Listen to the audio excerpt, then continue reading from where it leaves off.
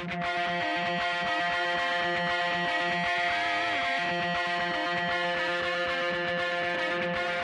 listening to the Roofing Success Podcast, a show created to inspire roofing contractors to achieve optimal success in their roofing businesses. I'm the host, Jim Moline, the co-author of the book, Internet Marketing for Roofing Contractors, How to Triple Your Sales and Turn Your Roofing Website into an Online Lead Generation Machine. I'm also the co-founder of Roofer Marketers, the digital marketing agency for the roofing industry. On each episode, I'll be sitting down with industry leaders to talk about their processes, the lessons they've learned, and how to find success in roofing.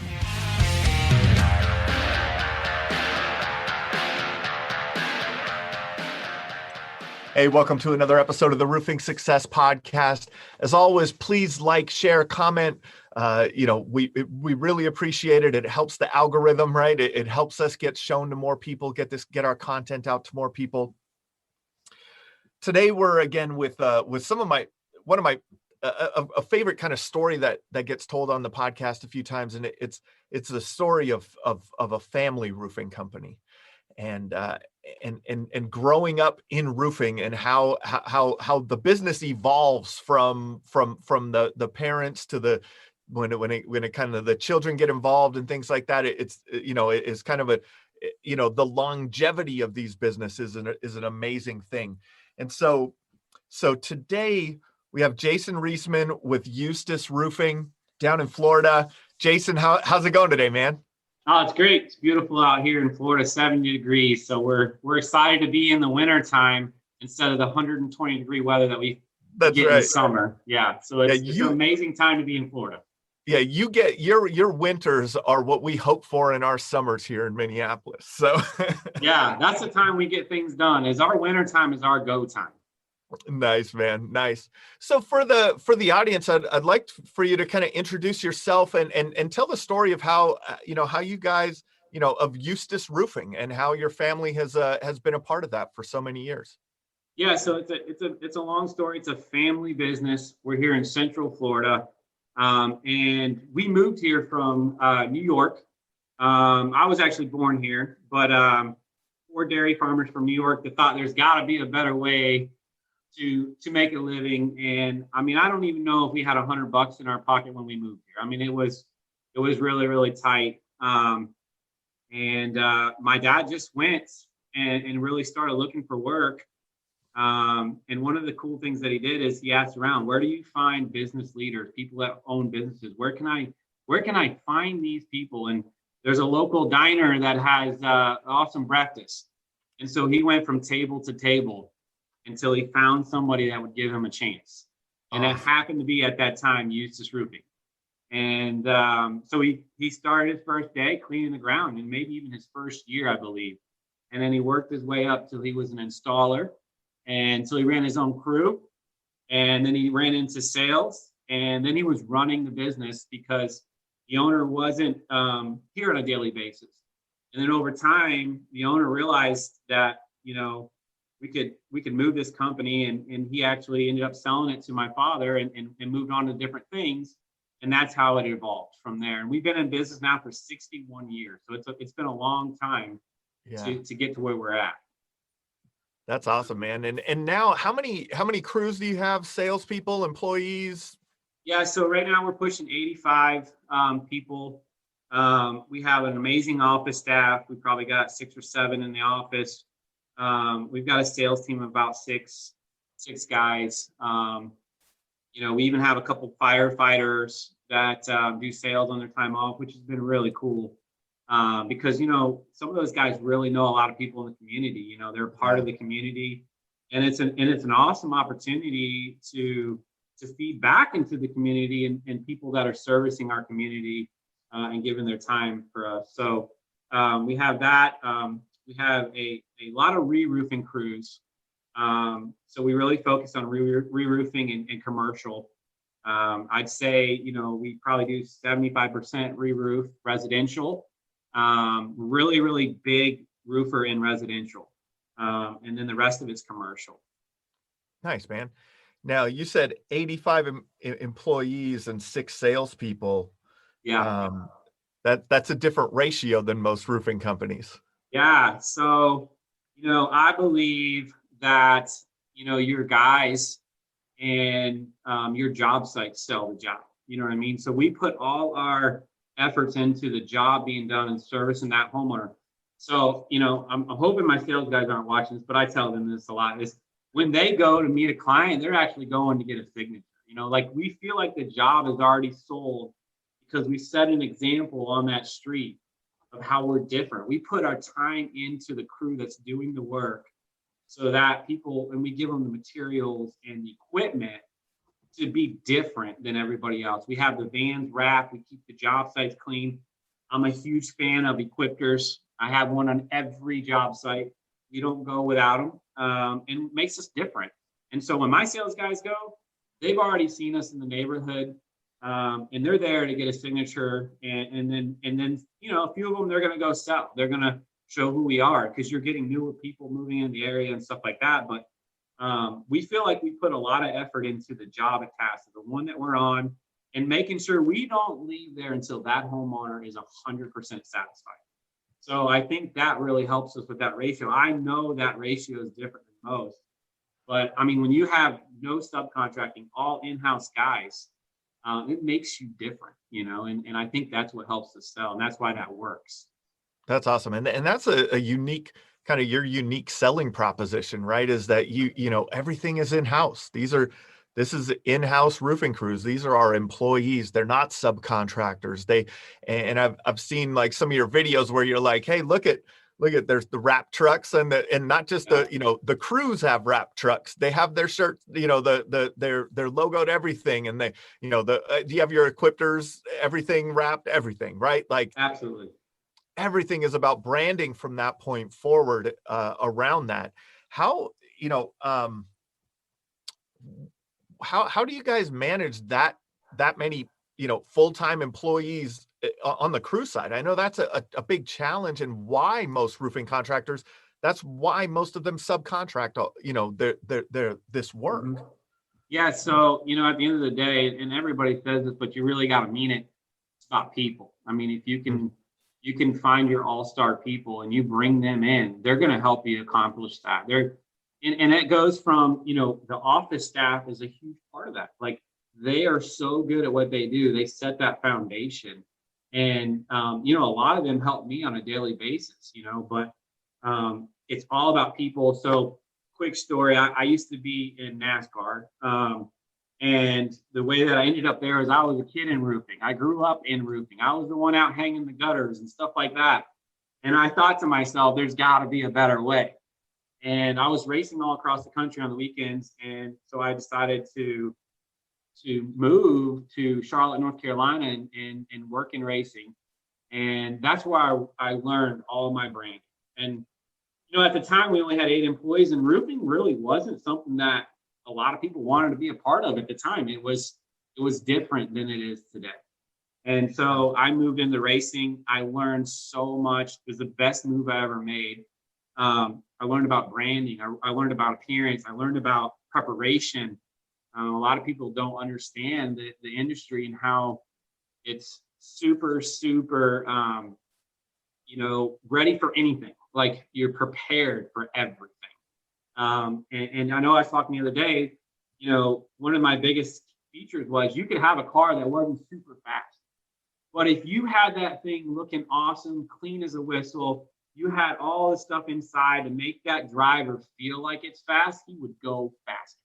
So that's when I really clicked for me that branding is that in the roofing industry for me. Like making my guys feel that they're a part of a team. And that's why in-house works, because we're team members. We're different crews, but all together we're a team.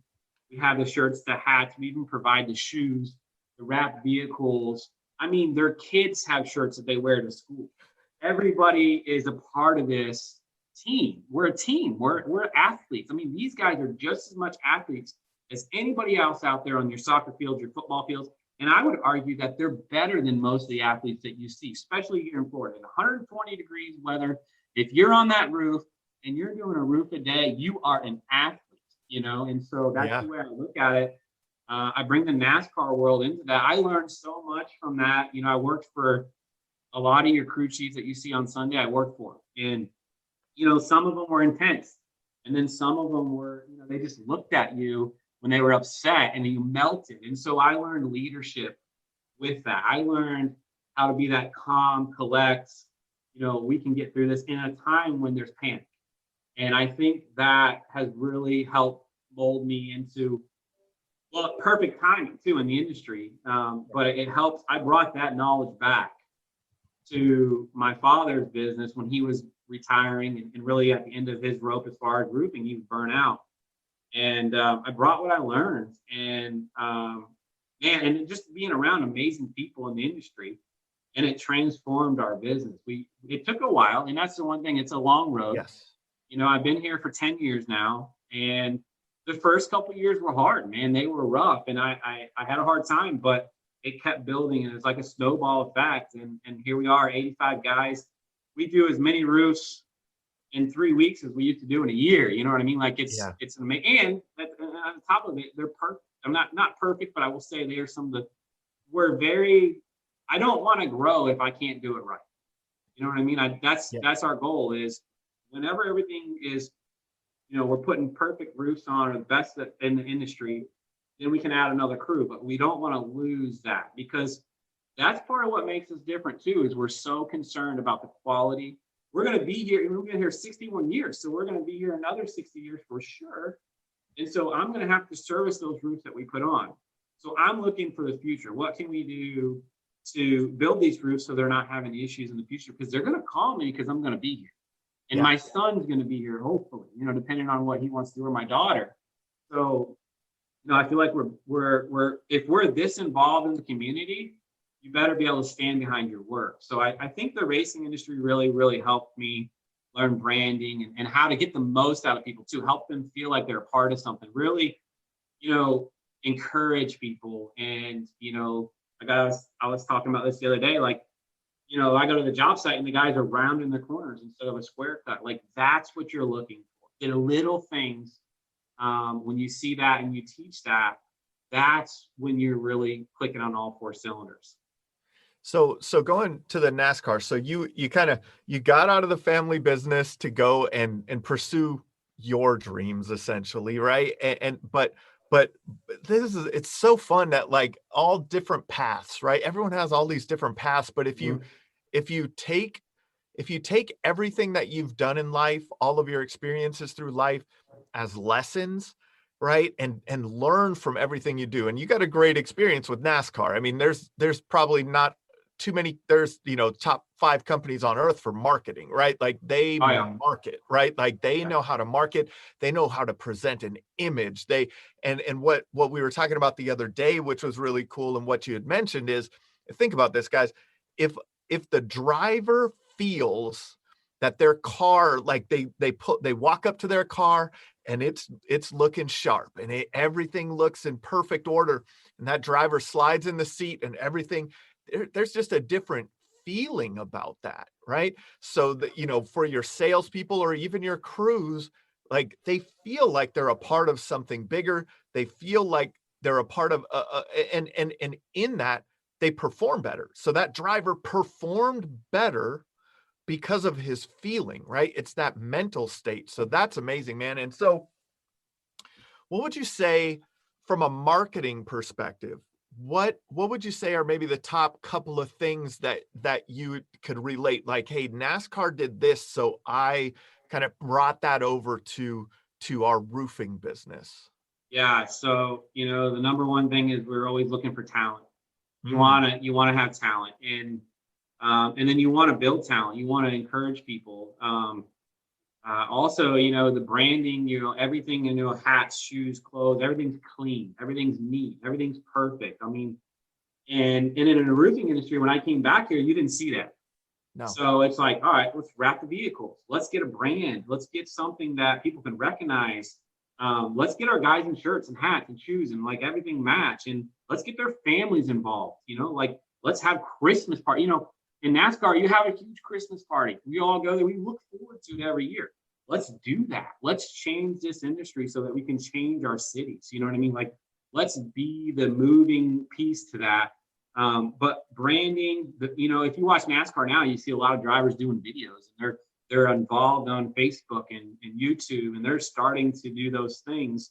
And one of the cool things about roofing is I think there's a huge opportunity in it, because I feel like we're last sometimes in those steps. Like, roofers are so concentrated on other areas, they miss the marketing opportunities that are out there. You know what I mean? And so I when I got back here, it was just good old boy roofing, and nobody was taking care of their employees like they should. And I feel like, in NASCAR, they take care of you. Like, you're a value to them, and you're an athlete.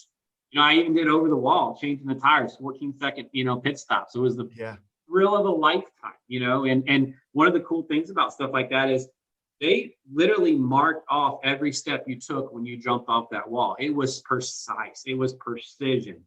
And so you can bring that into this, like when we show up to a job site, we have Sprinter vans that can hold 10 guys in the crew section. And in the back section, I have a cool compressor it's like a turbo compressor, electric start. It's set up with a hose reel. I mean, it is pull in, back up, start it up, and everything has a place, and boom, we're working. You know what I mean? Like, we have an efficient vehicle that goes to the job site, and we're not wasting any time. We got the Equipter, it's backed up. We got a wrap trailer that's on the job site. I got some really cool trailers that are all automatic from your keychain. And so we're giving equipment and we're supplying stuff to our guys that they're not getting other places in the industry. So it's not always about money. You know what I mean? Like, at the end of the day, hey guys, you don't have to carry shingles from the back to the front because I have an Equipter. I'm going to drive around the back of the house. You're going to scoop it in there. And they're like, hey, I want to work for this guy. Yeah. He's got the equipment to make my job easier.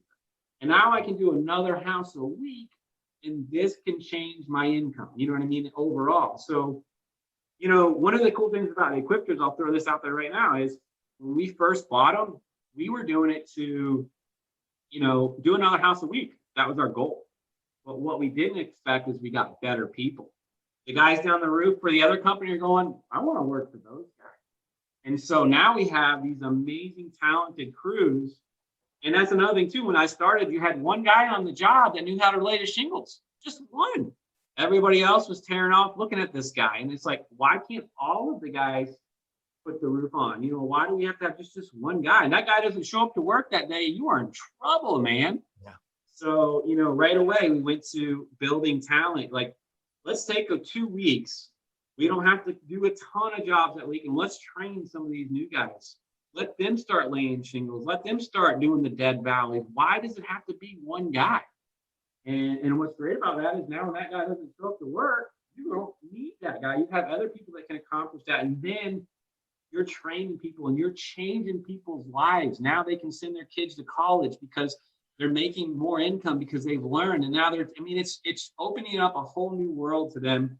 And I think that's a key is, the other day, one of my employees, his daughter is going to be a doctor. I mean, what are the chances of a roofing career? It's amazing what's happening in our industry. If you're taking care of your guys, I think you're seeing the industry change to where you have team members that, when we have our Christmas party, it's not just sales team, it's not just office, it's everybody.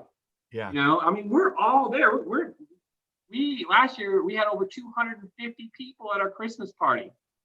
I got to see the kids of the roofers. I got to meet the wives, and I got to build those relationships. And that's what it's all about, is relationships. I mean, at the end of the day, that's the most important thing, and the wives got to see the branding, and they got to see the team, and they got to believe in it. And if your family can believe in it, you're set. Especially a guy's wife, if she believes in it, she's going to make him show up to work every day, right? That's cultivating your team, right? You're not just cultivating your employees. You're cultivating the team within the team, the family of your team members, right? Like, and that's an awesome thing, man. And you had talked about that in our conversation the other day about cultivating the team, right? And there's so much that you guys do that goes into that. I love that aspect. And what it is not just cultivating the salespeople, right? Cultivating the roofers, right? Like cultivating the whole team and training and implementing these things. So now that you guys have gotten to this point, right? You're at 85 employees. How many of those are on the in the production side? In the production side, I'd say 75. 75. So you got Yeah, somewhere in 75 there. people, right? So you got Yeah. 75 people, and you had mentioned, you know, your focus on quality, and that you don't want to expand your marketing or your sales until you have a like the enough talent in place, enough crews in place to make sure that you're delivering on a quality product. And you had also mentioned about kind of, you know, that there was only the one guy that knew how to, you know, lay shingles. What kind of training process have you put in place to ensure all of that? Is it an extent like is it, hey, we bring everyone in on the entry level and try to train them up? How does that look for you? Well, two questions there. I mean, the first thing is, you know, like for instance, you know, I think we have 325 5-star reviews, right? Yep. You don't get that until you build that foundation. So what I focus on from the beginning is let's, you know, train the guys like you're talking about. Let's get them trained up really good. Let's get everything as efficient as possible. Let's build our team in the office so that we're giving that service and get the foundation done. People forget that. They want to go after 5-star reviews. And we all do, and that's great.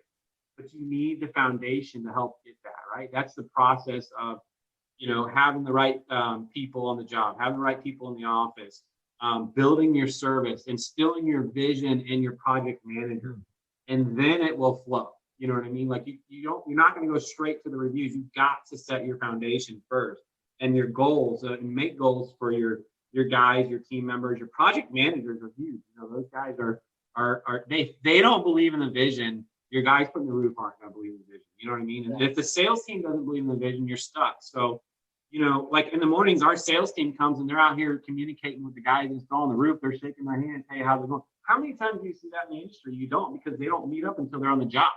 You know, so they're here in the morning shaking their hands and, hey, guys, how's it going? We all know their kids' names, you know, like, you know, one of my sales guys, he always knows everybody's name on the street, like, oh, Bobby and Joe down there. And I always was like, man, that's cool. When someone can connect and say, hey, I did a roof for Bob and Joe and I did this, but he needs to know the names of my employees that are putting the roof on, you know, like, hey, when Fernando comes and installs your roof, you know, his daughter's amazing. It's, you know, her name's Sabrina or whatever. Like, yeah, it's connecting on a different level. You know what I mean? And I think that's super important to have that foundation first. And then you go after the reviews. And like for us, you know, the best of the best, all those, you know, different things that start to come and cultivate, and it starts coming quick. Once you have that foundation, you start gathering those awards and those things that you're proud of, you know? Yeah, definitely. That's awesome, man. So now, you know, the foundation is built. Let's talk about how you guys market your company a little bit. What is your main source of marketing? What things have you, let's start with that. What are the things that you do now that are most successful for you? Yeah, so I'm going to tell you right now, real videos that are real. Videos when you turn your camera around and you say, hey, this is Jason, I'm with Uses Group, and here's what we do. And if you got a guy, I mean, nothing against professional videos, and I think there's a time and a place for that. But people want to see real. They want to see it, and they want to be able to look at you and be able to tell if they can trust you. And then it's not always about advertising. It's about, hey, I'm Jason. This is why I use this event.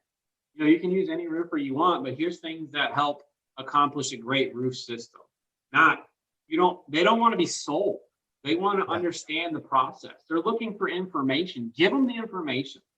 Don't try to sell them, you know. And I think, you know, if you have that passion, it comes out of you, and people will recognize that.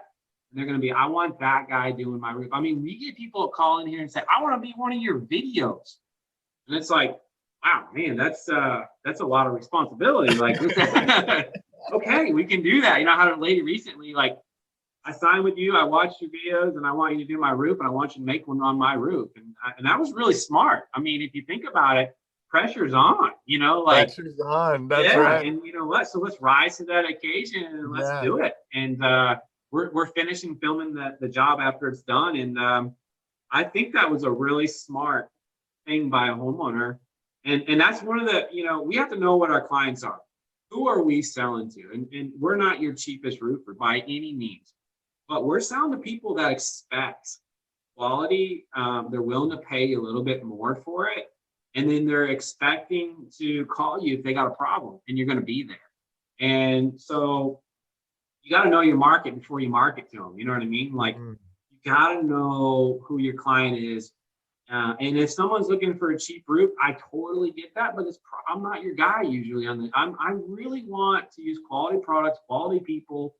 It's just, I'm probably not your guy. And so knowing that when we go into the videos, we're trying to target certain people that expect more. But when it comes to those kind of people that do their research, because now they're looking at your 5-star reviews and we did a TV show recently, they're seeing all those things, you got to deliver. I mean, if you're out there making videos, you better be delivering or it isn't going to work. So there's so many components to it, Definitely. And I see your videos on Facebook and you do a great job of them. And that's one of the things that I'll tell, especially on our agency side, where some of our clients and things like that with their, I encourage videos so much. And a lot of people get hung up on a lot of stuff. And the first thing they get hung up on is the quality, right? Yep. And I'm like, just point the phone at yourself.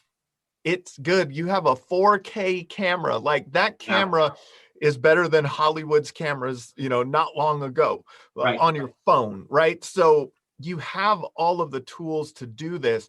But what you had mentioned and what I think is very important for people listening is the authenticity of your conversation, right? The authenticity of that conversation.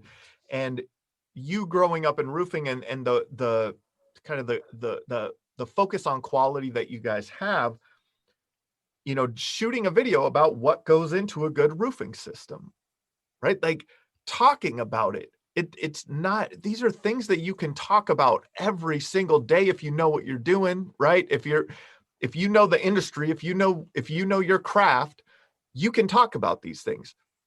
You don't have to come up with all these crazy flashy things, right? You just have to be authentic, show people the work that you do, show people, the reason that you wanted that you're doing this versus this and all of those things. And that makes a big difference in how it comes across to that. The other thing that you talked about was what we refer to in the marketing side of things as your perfect customer avatar, your ideal customer, right? Not everyone is your customer. Right. How do you do that, right? When someone is waving a check at you, right? They're like, hey, but this is where I think a lot of contractors, have troubles is someone has a check and they see that money, that check could be in my bank account. Yep. What would you say to that contractor that's like, well, I can't pass that up. I need to put that check in my bank account. Whatever it is, I need to put that check in my bank account. Yeah. So I would say, you don't want desperation. It'll put you in a bad spot, and you know how I know that? Because I've done it. I've been there. I can do that. I can help you. And next thing you know, I'm on this job. It should have took a day. I'm there 3 days, 4 days. And I knew that, the homeowner the end result wasn't going to be perfect for them. They weren't going to be happy because of the circumstances that I was going against, or they wanted a cheaper shingle. And I knew that shingle wasn't right for them, and so 2 years from now, they're like, hey, there's something wrong with the shingle. And I'm like, yeah, I told you that. This is what you wanted, and so you have to make that decision on who you are and who you want to be. And you have to really be confident in that and know your customer. And I mean, it just goes back to that. I mean, I want to make sure everybody's 100% satisfied. And if there's a reason that I can't do that, that might not be my homeowner. I can go service all these other people and give them exactly what they're looking for. Those are where I'm headed. You know what I mean? I'm building my brand. I'm helping the community. And so I've had that happen in many a times, and that's how we learn. Recently I had one where the air conditioner was on the roof, and it's just like, I got to put a stand on here. It's not going to look good, Oh yeah, no. And I knew it wasn't a good idea. And we get all done. I did everything to code. everything's a code. And the homeowner goes, I hate it. I'm not happy. And I knew that when I went in there, and it was a learning lesson. I'm not saying you don't, I want to always attempt and try everything I can, but your gut will tell you. I mean, I know my customers, and that wasn't my customer. It just wasn't.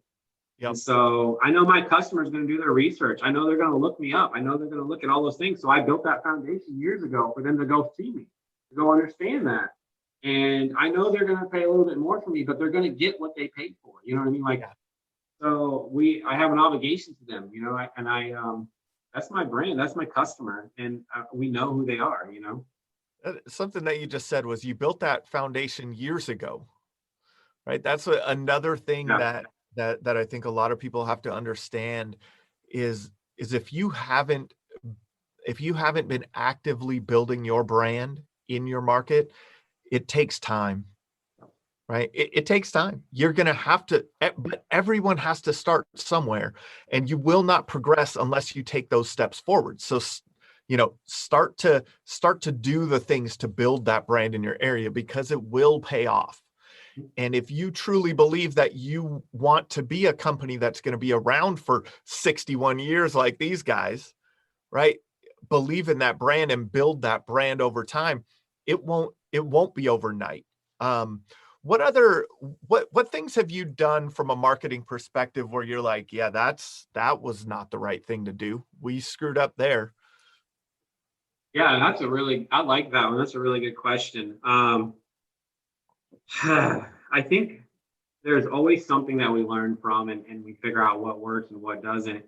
I think what things that I would say, man, that's a really, really good one. I think we've had a lot of those that we learned from, and we just move on to something else. I don't focus on those as much, maybe. I focus kind of more. So like for instance, I used to be a race car driver, and this is someone gave me this advice, and I learned it early on. Is when you're racing, you're running 150 miles an hour, right? And there's a wreck in front of you.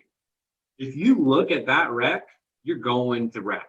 If you look for that hole in that area that you can get out of the wreck, you can make it. You know what I mean? And so that's kind of how I look at things. I really focus on my way out to make it better. Yeah. And I learned that from racing, because I can't tell you how many times at 150 miles an hour I drove right into the wreck. Because I'm looking at it. I'm not looking for another avenue out. And that's an easy one to learn when you have an impact. But in life and business, I'm always I'm not looking at the wreck as much. I'm looking for how do we get around that wreck and win? How do we do that? And so I learned that from racing. And I think that would apply to that question is there's so many things that we've done wrong, but I'm really focused on the things that are working and how do we progress that, There's a quote by Henry Ford that's failure is simply the opportunity to begin again, this time more intelligently. Yeah.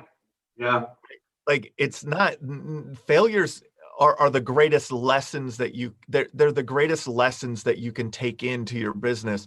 You may refer to them as failures, but it's the greatest data feed into your business, right? It's the greatest thing to learn from. So what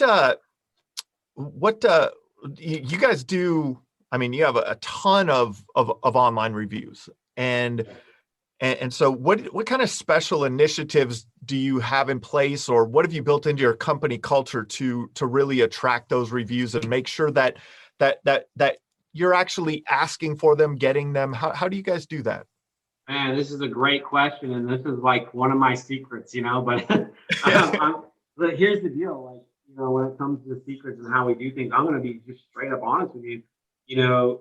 There's a lot of people that have come before me that have shared their secrets and how they do what they do. Like, I'm a big fan of like Paul Reed and Hunter Ballou and, some of these guys that you have on your podcast. And so I think it's our responsibility to help others. But what I do is we have a program that monitors our reviews, and we have it linked to our software. And so when we're done with the job, they automatically get, hey, how was the job? Leave me a smiley face, and then it's linked to that project manager. So then everybody's accountable. So we're saying like, hey, this one project manager is killing it. And then we got, hey, this other guy here on the bottom here, how do we help you? What can I do to help you? What do you need so that we can get better reviews for you? How do we do that? And then also, if you get a bad review, you need to go see that homeowner. Like, what can I do?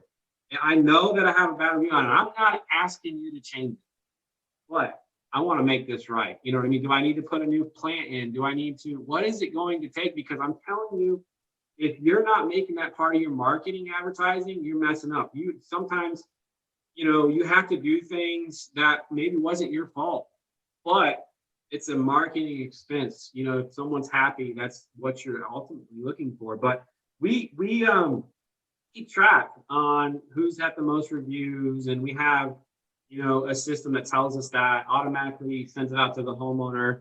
And we're always asking for it. I mean, give us a review. Like, some people will say, like, hey, can you do this while you're here? And yeah, no problem. I'll take care of that. And they say, what can we do? Hey, give me a review. Help me help your neighbors. Help me help somebody else.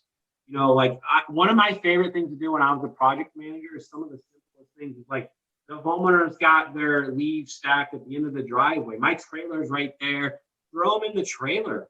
I mean, change, people's lives in any way that you can and help them. And then when they come to me, they don't even notice the brand new roof, man. This thing looks awesome. All they care about is, hey, somebody took the time to get rid of my leaves. And they're just like, that's great, but look at the roof. We love it. And they're like, no, the leaves are gone. Who did that? Why would somebody do that extra? And it's like, because we care. We want to be here to service you. And how can we do something back for you? Leave me a review. You know what I mean? So that I can help somebody else. So the company culture thing right there, those extra things. Hey, see those bags of leaves right there? Throw them in the trailer, right? Like that's company culture. That's something that is a leadership thing also, right? What other special things do you do on production day to create those raving fans? Or how do you fill that in your team? What do you tell them to, around that?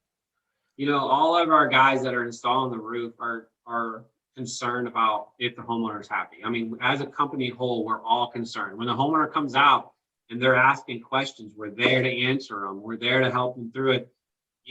We have company meetings where we talk about, here's things that we can do better. I mean, one of the things that we learned early on is you can put an amazing roof on the house, right? Everything is perfect. But if you don't clean the ground good, they're going to question your roof. You know what I mean? Like, every aspect of it you have to do, like, if they're finding paper in the yard, they're going to think, well, I didn't get a good roof. And so it's a combination of things together. And what I like to do is I like the whole crew, when you're done, let's all clean it together. Nobody's above somebody else, like, let's do this together. And thankfully with the equipment, there's not a whole lot of cleanup, but I think that's really important. When I was a project manager, I was the last one home every day, and I was on my jobs that were still working, taking the ground up. I'm there helping my guys, and it's 8:00 at night or whatever time it is, because I want them to get home to their families. But I have this weird thing where I enjoy it. I like to be on the job site. I don't like to be in the office. But, like I'm telling some of the newer project managers, you're not going to get respect from these guys unless you need to join them, help them. Like, put your gloves on and get down there and clean the ground. And here's a good example. My dad did it, not 60 years ago, but he did it for somebody else, and now he owns the company. You never know what can happen from that. Like, you're never too good to clean the ground. And the homeowners love that. You look out the window and you see your project manager out there cleaning the ground. I mean, come on, man. And it's part of the process. We're all team members. You know what I mean? Yeah. Not standing against the truck, surfing Facebook. I can't stand that. Watching the guy, supervising. Those guys don't like that. They want. If you're a team, you need to be a team. You know what I mean? If you're preaching that and you're talking about culture, and we're having all these meetings, and your project manager standing there looking at somebody, that's not what teamwork's about. You know what I mean? Get down there and clean the ground. Help the guys out. Get them home so they can be home with their families, and that's how you're going to get respect. You know what I mean? That was another NASCAR lesson, right? Oh yeah. Yeah, I had so many different people, like some of the best people in the sport, they're right there. One of the guys, there was a guy, his name was Donnie Richardson. He was just an amazing guy. But, he won a championship a while back with a driver. And I was talking about, like, nobody worked for Donnie. we didn't work for him. We worked with him directly next to him. He was right there with you. You know what I mean? And so it was an amazing experience for me. There's this guy that we hold this level, but he's there in the fender with me, helping me. And I just got so much out of that. I just always have respected that man. So you got to remember, every time you're doing something, you can learn. And that was just a huge learning experience for me to have your peer right there, helping you, you know what I mean? In a time of panic sometimes, and also that tells you who you're, like for me, I ran to that, like we couldn't get the spring out and the, everybody's panicking and the crew chief's panicking and it's like, no, I want to be a part of this. And so when I'm working, I'm looking for those guys here that are running to the difficult part of the roof. And that's going to be my crew leader in a year from now. I see that guy. You know what I mean? And so my project managers look for the guy that runs to the problem areas. Who is that guy? And he will lead your crew one day. The guys that go do the easy work, that's all they're ever going to do. They're not going to lead. So look for the leaders, and then let's give them an opportunity so they don't go somewhere else. You know what I mean? That's a key is if you have leaders and you have people stepping up, you got to create a place for them where they're not going to leave. They're going to stay with you. And we don't have a huge turnover here, hardly at all. I mean, if anybody leaves, they always come back. And I always get, why'd you let that guy back? And I'm like, because I understand his passion and where he's going. And sometimes it's better. He's a better employee when he comes back because he appreciates what you are offering there now. You know what I mean? It's not always a bad thing for someone to leave and come back, and give him another chance. The grass is greener syndrome, right? Like everyone. Yeah, I've done it. I moved all the way to Charlotte, North Carolina to find a better life. And I'm going to tell you right now that this is way better to me because I can change more people. When I walked through the NASCAR garage when I was a crew member, I looked at the motorhomes there and I was like, I'll never own one of those working. You know what I mean? Like, where is my highest? Where can I grow here? And I realized it wasn't there. And so that's when I was like, I can do more. And then bringing that into here has just changed my life and so many other people's. Like I said, the kid's daughter that's going to college to be a doctor. Like you'll get way more fulfillment out of that than going and collecting a check on a big commercial job, right? Like that's what it's all about right there. That's awesome for sure. So what do you guys do on an ongoing basis? Because now you guys have built thousands of roofs, tens of thousands. I don't know. Right. Like, what you guys are pushing. What I think is really important is the long-term value of a customer. I think that's one of the most important things and it gets overlooked by contractors, right? Everyone is looking for the next customer instead of the long-term customer. And what happens when you create that great experience for someone. What do you guys do on an ongoing basis? What do you do anything? How do you keep in touch with the homeowner that you put a roof on 10 years ago? Or what do you guys do in that regard? Yeah, those are my favorite, right? I pull in the driveway and you put, your father put this roof on 25 years ago, roofs aren't supposed to last that long down here. So, there's nothing more satisfying to me. I just did a commercial job that my grandfather worked on that roof at one point. He was a Conklin guy, did a coating on it. My dad did a roof on it. And here I am going down all the way to the bottom, taking that roof off that, generations before me. It was just a really gratifying moment for me. My dad was in the newspaper doing this one job. Now I'm standing in the same spot, roofing that job, 40 years later, whatever it was. So those customers are it makes the hair stand up on your skin, to see that your longevity is there. But, there's two things. One is service. Hey, one of the things that we do that a lot of people might not do in our industry is we clean roofs. So, I mean, if you have a roof that's 15, 16 years old and it's starting to look, we come in and we clean it. And then we just say, hey, you got a squirrel damage here. We'll take care of that while we're here.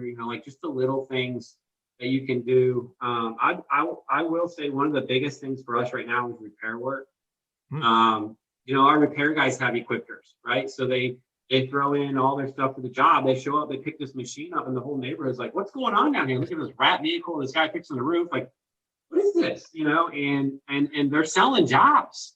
And they're fixing people's problem. They're, one of the things I require is do a water test before you leave. Like, when it rains, I don't want to be scared. You know what I mean? Like, let's do everything we can do to make sure that we accomplish our goal. And you're never going to be perfect on that, but let's try to get in the attic, put a water hose on. Did we solve their problem? Let's not wait till it rains and we can't get to them fast enough, So, and then some of your most talented guys, you can put in repair work. I mean, it's a difficult job. I mean, finding a good repair guy is very difficult, but we have a leader that runs the repair department, and he's amazing.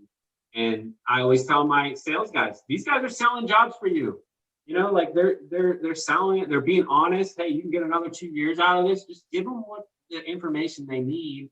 But when you do the repair and the neighbors see it and the homeowner's happy, if you look at some of my reviews, they're from my repair guys. I mean, simply enough, the repair guys have awesome 5-star reviews. Nobody wants to pay to get their roof repaired, especially if it's new from somebody else. And then you get a 5-star review. So, I mean, and one of the things in our industry, there's so many new roofers. And I can tell you from experience, if you're new, you got a lot to learn in the roofing industry, right? And that's made our repair division just blow up because they don't understand roofing like some of us that are, in a business where it's 61 years old, these little details that matter that are going to be a problem in 10 years, And so we're repairing a lot of work on new roofs for people that had other companies do it. And it's an opportunity for the neighbors to see how professional you are. So every chance you get to go in a neighborhood, you need to go the speed limit. You know what I mean? Wave, like let people know who you are. You have an opportunity. You're in the door, like you're helping this company in more than one way, Every time you're in the neighborhood, you have an opportunity. Mm-hmm. That's a great way to think about it. And I know, because you guys have your roofing crews in-house, that's how you're able to manage a lot of repairs. What would you say to that, to the roofers that subcontract out? Are they just missing out? Yeah, so this is a great topic.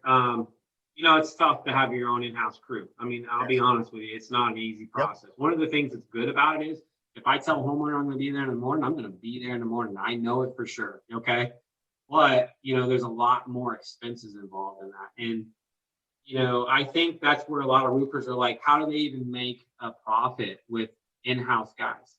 And at the end of the day, in Florida, we're doing the right thing because in Florida, the law requires a subcontractor in the roofing industry to have his own license.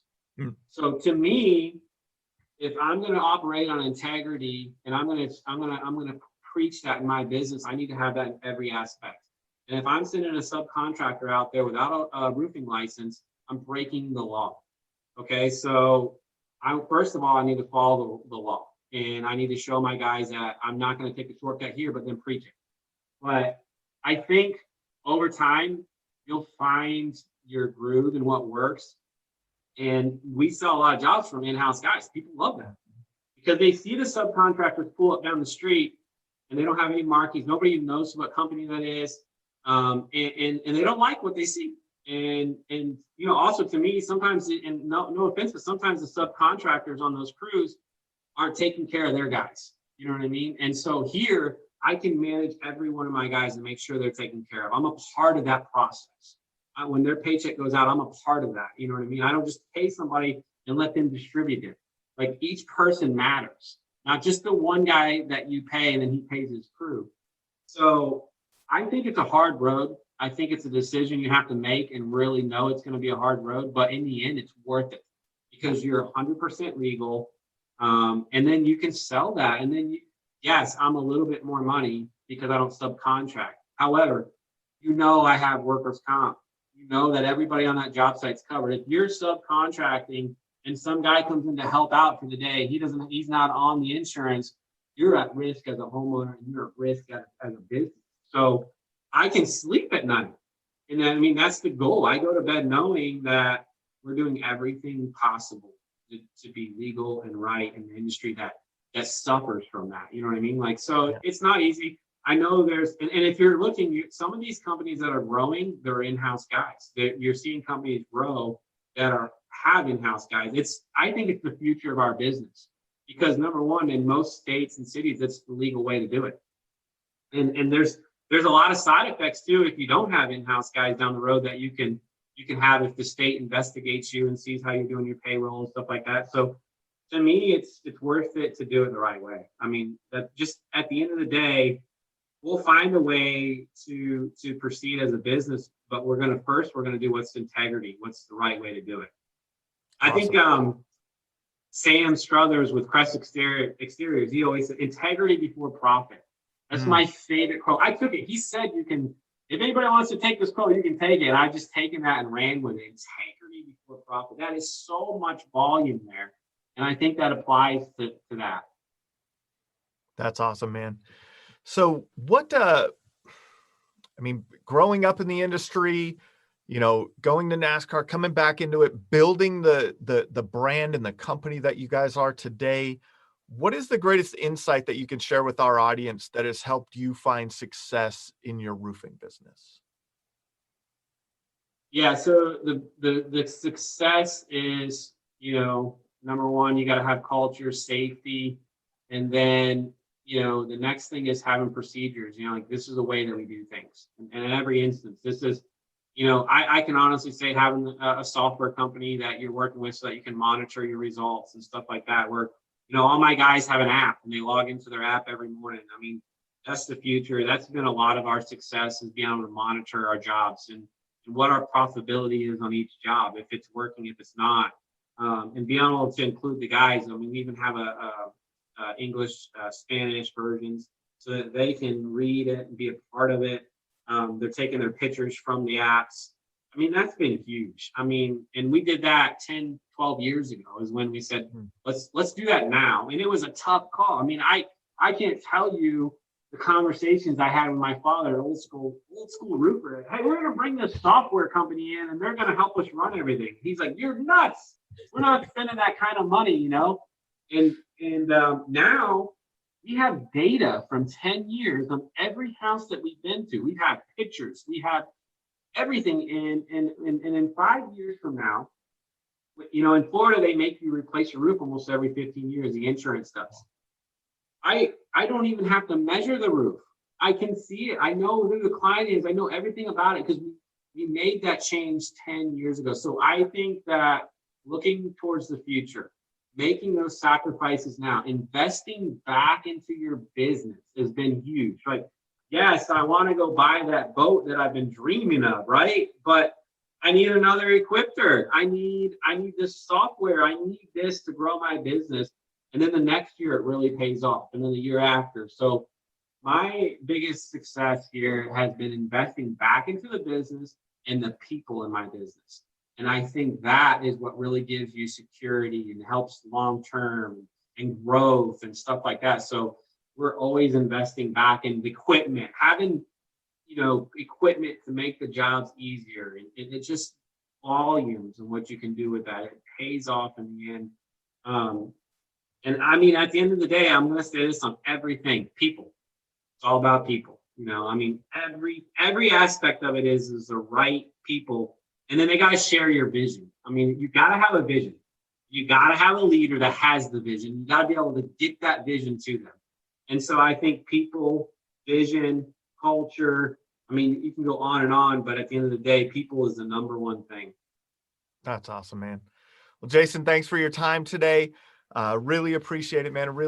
I think a lot of people are going to really find value in this conversation. Check out Eustace Roofing Company down in Lake County, Florida, and beyond Lake County, I think, right now. But check them out.